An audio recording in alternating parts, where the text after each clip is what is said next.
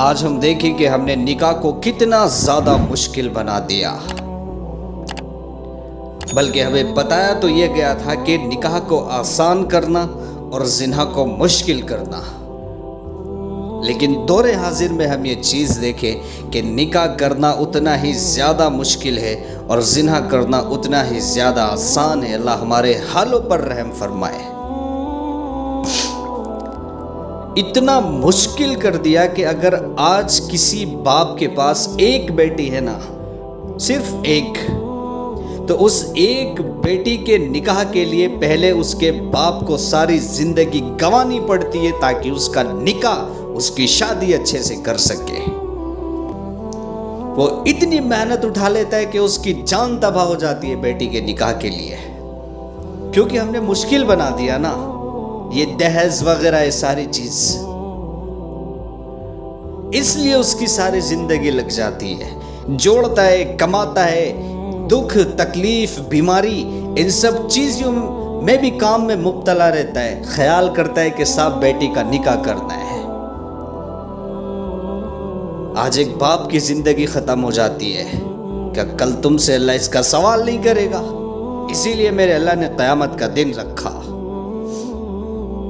فرمایا کہ کسی امیر بیٹی کی شہنائی اگر بج رہی ہے مال و دولت کی وجہ سے، اور غریب کی بیٹی کی آنکھوں میں یہ سوچ کر آنسو آ جائیں کہ کاش میرے باپ کے پاس بھی اتنی دولت ہوتی تو آج میں کنواری نہ ہوتی، تو اللہ اس کے ان آنسوؤں کا حساب اس امیر باپ سے لے گا جو اپنی بیٹی کی شہنائیاں بجوا رہا ہے۔ آج ہم دیکھیں کہ ہمارے محلوں اور بستیوں میں کتنی ایسی بیٹیاں ہیں جو دہیز کی بنا پر، مال کی بنا پر آج تک ان کا نکاح نہیں ہوا۔ مجھے بتاؤ مسلمانوں، اس کا ذمہ دار کون ہے؟ کیونکہ ہم نے نکاح کو مشکل بنا دیا، حد سے زیادہ مشکل بنا دیا۔ آج کنڈیشنز ہوتے ہیں نکاح کرنے کے لیے کہ صاحب ہمیں یہ چاہیے، ڈیمانڈ رکھی جاتی ہے کہ ہمیں یہ چاہیے، ہمیں وہ چاہیے۔ آپ کو پتہ ہے جس کے طفیل میں اللہ نے اس کائنات کو بنایا، دنیا اور آخرت کو بنایا، میرے اور آپ کے نبی صلی اللہ علیہ وسلم، پتہ ہے آپ کی بیٹی کے دہیز میں کیا تھا؟ اور وہ بھی آپ کی لاڈلی بیٹی، چہیتی بیٹی۔ فرمایا کہ میرے جسم کا ٹکڑا ہے میری فاطمہ رضی اللہ عنہ، یہ حضور کے جملے۔ اور فرمایا کہ جس نے فاطمہ کو تکلیف دی اس نے مجھے تکلیف دی، اور جس نے مجھے تکلیف دی اس نے اللہ کو تکلیف دی۔ یہ آپ صلی اللہ علیہ وسلم کے جملے ہیں۔ فرمایا کہ حضرت علی رضی اللہ عنہ نے کبھی دوسرے نکاح کے بارے میں سوچا بھی نہیں۔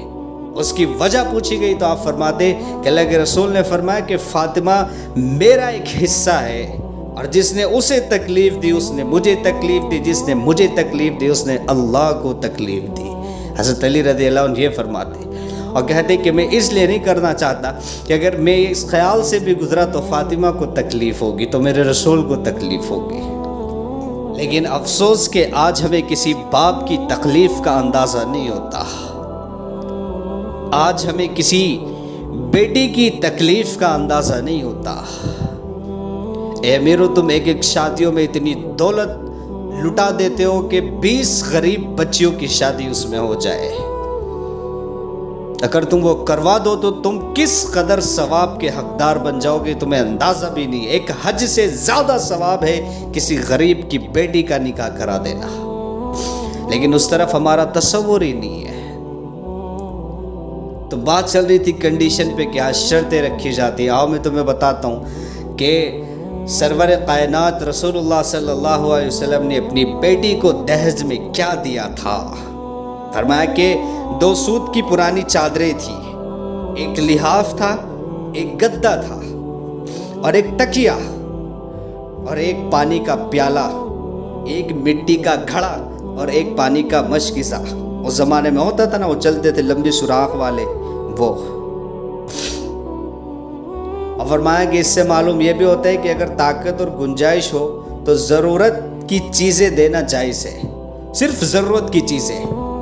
یہ کتابوں کے اندر لکھا ہوا ہے، اور یہ اس وقت کی ضرورت کی چیزیں تھی، اور اگر اللہ چاہتا تو اپنے رسول کے لیے، اپنے رسول کی بیٹی کے لیے دنیا اور آخرت کی نعمتیں دے دیتا۔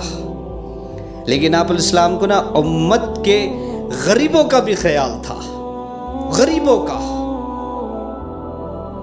لیکن صرف گنجائش کے مطابق۔ لیکن آج ہم نے دہیج کے لیے ساری حدیں پار کر کے رکھی ہوئی ہے، ہم نے اس کو اتنا مشکل بنا دیا کہ غریب کی بیٹی آج بیٹھی ہوئی ہے۔ اسی لیے آج نکاح کرنا مشکل ہے اور زنا کرنا اتنا ہی زیادہ آسان ہے۔ اللہ ہمارے حال پر رحم فرمائے۔ اور یاد رکھو مسلمانوں کے زنا ایک ایسا قرض ہے جس کو کرے گا تو تو، لیکن بھرے گی تیری اولاد۔ یہ کتابوں کے اندر لکھا ہوا ہے، یہ بڑی سخت چیز ہے، اور یہ ایک ایسا سچ ہے جو انسان کے سامنے نہیں آتا لیکن اولاد کر گزرتی ہے۔ اللہ مسلمانوں کے حال پر رحم فرمائے، مسلمان کے بچے بچیوں پہ رحم فرمائے۔ بس اپنے مطابق آج ہم جی رہے ہوتے ہیں زندگی۔ ہم سمجھتے ہیں کہ روزہ، نماز، قرآن، ذکر، ان حدوں تک ہمارا دین محدود ہے اور یہی ہمارا دین ہے۔ ایسا نہیں ہے، بلکہ آپ صلی اللہ علیہ وسلم کی ساری زندگی کو اپنانا، جس طرح سے آپ علیہ السلام نے اپنی ساری زندگی گزاری، اس کو اپنانے کا نام دین ہے، کیا ہے وہ نکاح میں ہو یا پھر وہ کسی بھی اعتبار سے ہی کیوں نہ ہو۔ زندگی